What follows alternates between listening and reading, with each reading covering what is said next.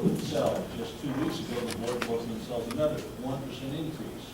Given the fact this was an increase that alters the county budget and requires a public hearing within 10 days of the ordinance, when do you expect to repay the citizens for years and overpayments of their salaries?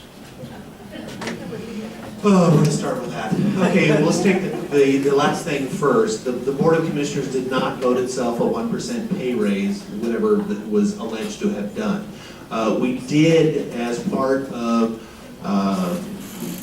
our annual review process, budget-wise, we did look at cost of living adjustment for our regular employees, which we then did extend to the other electeds, some of which are sitting here.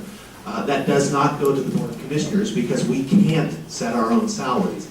We are, for obvious reasons, if we're the ones that our primary job is to look after the financial resources of the county, we obviously can't vote ourselves raises. So that did not happen. As far as back in 2010, if this is 2014, yeah, that's probably accurate. So in 2010, what had happened is that was the end of about a 2-year process. We had looked at salaries of all the employees throughout the county. We took about a 2-year process to do that.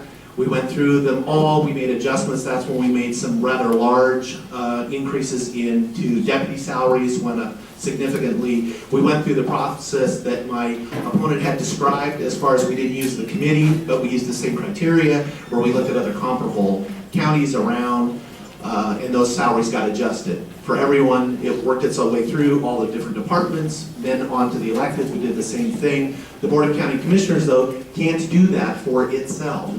But what we are allowed to do by RCW is that we can set future boards' salaries, which we did do. We went through the same kind of process. We looked at comparable salaries of other county commissioners of comparable sized counties, and we took the average of what those were. Those took effect the next time after the next election. And so for position 2, those took effect in 2011, in January of 2011. For 1 and 3, they took effect in 2013. And so, again, allowed by RCW, we follow the process. Thank you. I said that question. I just want to interject something. Mr. Sauter, would you tell the people how much money you had to pay back in 2011? Pay back in 2011? Yes. That would be 0. When you voted yourself a raise, you gave it only to yourself. Again, that would be 0 because that did not happen.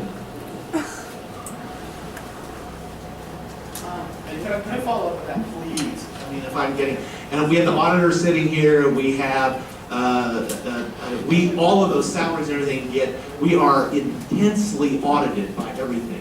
Anything that the county does, because it's public funds, it gets audited by our auditor, the auditing department. Anything that I submit as a county commissioner for reimbursement actually gets looked at first by the Superior Court judge.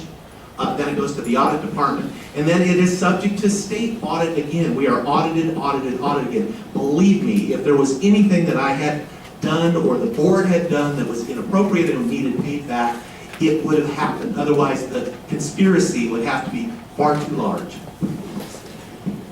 Can I comment on that? I'll talk to you that. No, we're not going to do a rebuttal here this evening, so okay? It's 9:30, you guys, so how long do you want to go? No. Are we done? Yes.